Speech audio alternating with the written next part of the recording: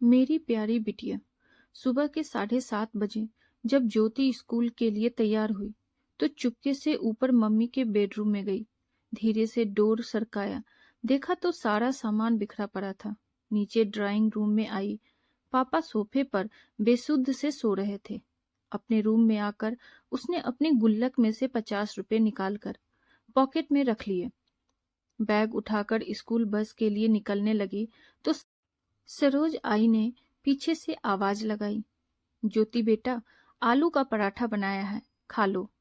ज्योति ने मायूस नजरों से सरोज आंटी को देखा। नहीं आंटी, भूख नहीं है। सरोज ने जबरदस्ती टिफिन उसके बैग में डाला। ज्योति स्कूल के लिए निकल गई। सरोज सोचने लगी, बेचारी छोटी सी बच्ची, साहब और मेम साहब के रोज के झगड़े लड़ाई झगड़े से इस 13 साल की उम्र में कितनी बड़ी हो गई है। सरोज पिछले 10 सालों से नेहा व नरेश के यहाँ काम कर रही है। दोनों मल्टीनेशनल कंपनी में ऊंचे पदों पर कार्यरत हैं। ज्योति उनकी इकलौती बेटी है। किसी भी चीज की कोई कमी नहीं है, पर हर समय दोनों एक दूसरे से लड़ते रहते हैं। नरेश पिछले कुछ समय से नेहा से तलाक चाह रहा है और चाहता है ज्योति बिटिया की जिम्मेदारी नेहा उठाए, और नेहा ज्योति बिटिया की जिम्मेदारी नरेश को देने के साथ जायदाद में हिस्सा चाहती है। इस कारण दोनों लड़ते रहते हैं। बच्चे की जिम्मेदारी कोई नहीं लेना चाहता, इसीलिए दोनों एक दूसरे के लिए अपशब्दों का इस्तेमाल करते हैं। बेचारी ज्योति स्कूल से घर आकर अपने कमरे में दुबक जाती है। केवल सरोज आंटी से ही बात करती है। रोज की तरह नेहा और नरेश ने नाश्ता अपने अपने कमरे में किया और ऑफिस के लिए निकल गए। करीब 12 बजे स्कूल से कॉल आया कि जल्दी हॉस्पिटल पहुंचो, ज्योति को चोट आई है।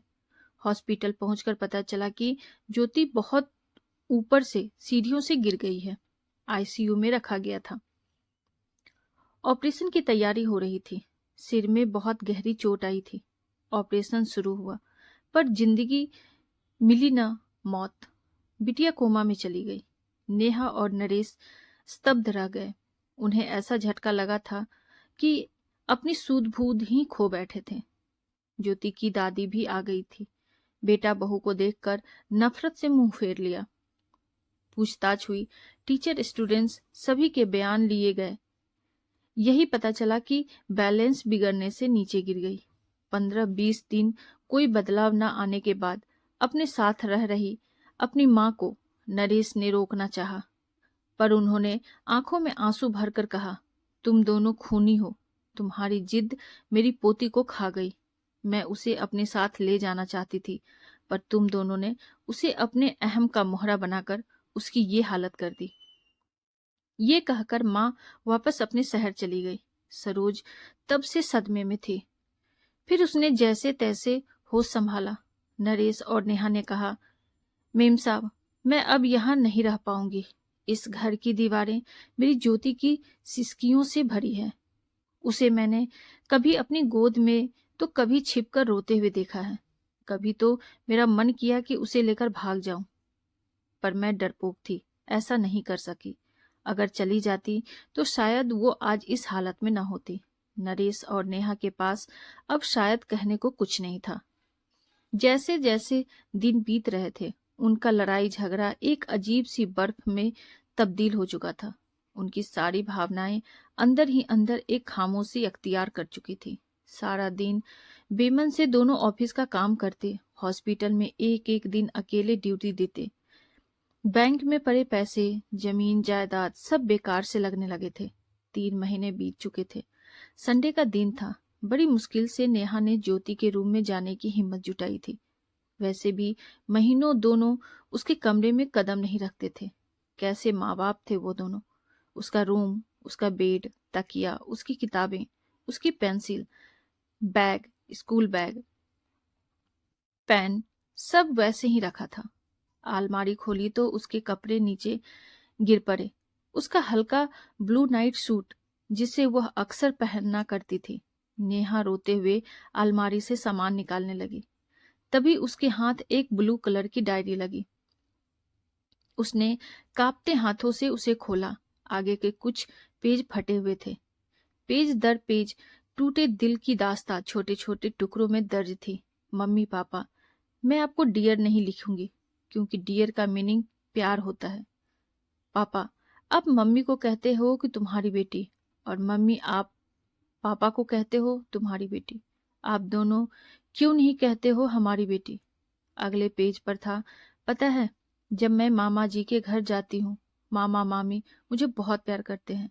मामी अनु को जब प्यार से मेरा बच्चा कहती है तो मुझे लगता है कि क्या मैं प्यारी बच्ची नहीं हूँ? मम्मा, मैं तो आपका सारा कहना मानती हूँ, फिर भी आपने मुझे कभी प्यारी बच्ची नहीं कहा। अगले पेज पे था, मम्मी, जब मैं बुआ के घर जाती हूँ तो बुआ मुझे बहुत प्यार करती हैं, पर खाना नक्श की पसंद का बनाती हैं। मम्मा, मुझे भी राजमा बहुत पसंद है। मैंने कहा था कि आप बनाओ, पर आपने कहा मुझे मत तंग किया करो, जो जो खाना है सरोज आंटी को बोला करो। पता है मम्मा, मैंने राजमा खाना छोड़ दिया, अब मन नहीं करता। अगले पेज पे था, पापा, मैं आपके साथ आइसक्रीम खाने जाना चाहती थी, पर आपने कहा आपके पास फालतू चीजों के लिए टाइम नहीं है। पापा, जब चीनू मासी और मौसा जी मुझे और विपुल को आइसक्रीम खाने ले जा सकते हैं तो फिर वो क्यों नहीं कहते कि ये सब फालतू चीजें हैं? पता है मम्मी, मैं अपने घर से दूर जाना चाहती हूँ, जहाँ मुझे ये ना सुनाई दे कि ज्योति को मैं नहीं रखूंगी, जहाँ पापा के चिल्लाने की आवाज न सुनाई दे। पापा, अगर मैं बड़ी होती तो मैं आप दोनों को कभी परेशान नहीं करती, मैं खुद ही चली जाती। मैं तो आप दोनों से बहुत प्यार करती हूँ। पापा मम्मी, आप दोनों मुझे प्यार क्यों नहीं करते? एक पेज पे था, I love you Saroj aunty, मुझे प्यार करने के लिए, जब मुझे डर लगता है तो अपने पास सुलाने के लिए, मेरी हर बात सुनने के लिए। और अंतिम पेज पर था, दादी आई लव यू, आप मुझे यहाँ से ले जाओ, आई प्रॉमिस कभी तंग नहीं करूंगी। नेहा डायरी को सीने से लगाकर जोर जोर से रो पड़ी। नरेश भी उसके रोने की आवाज सुनकर आ गया था। नेहा ने डायरी उसे पकड़ा दी। पेज दर पेज पलटते हुए उसके चेहरे के भाव बदलते जा रहे थे। वह खुद को संभाल नहीं पाया, जमीन पर बैठ गया। नेहा रोते हुए बोली, नरेश, पता है वो एक्सीडेंट नहीं, आत्महत्या थी, सुसाइड था। जिस रिश्ते को हम बोझ समझते थे, हमारी ज्योति ने उससे हमें आजाद कर दिया। नरेश, हम दोनों ही अपनी बच्ची की इस हालत के कसूरवार हैं। नरेश भी नेहा को गले लगाकर फूट फूट कर रोने लगा। अचानक ही उसी समय नरेश का फोन बजा और नेहा के मोबाइल पर एसएमएस की टू टू की मैसेज की आवाज हुई।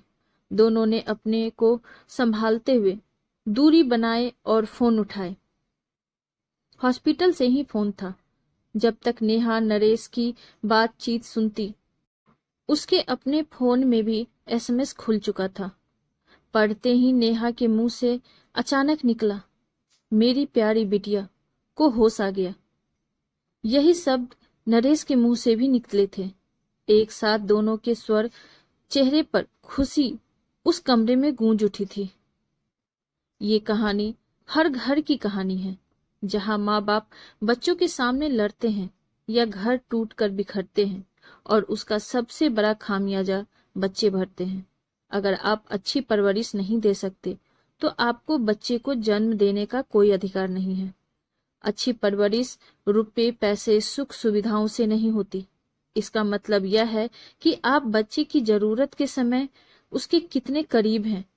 उसे महंगे खिलौने या सुख सुविधाएं नहीं, बल्कि आपके साथ खेलने कूदने, मस्ती, लाड़ प्यार का समय चाहिए। अगर आपको कहानी अच्छी लगी हो तो वीडियो को लाइक, शेयर और चैनल पे नए हैं तो सब्सक्राइब करना ना भूलें। Thank you.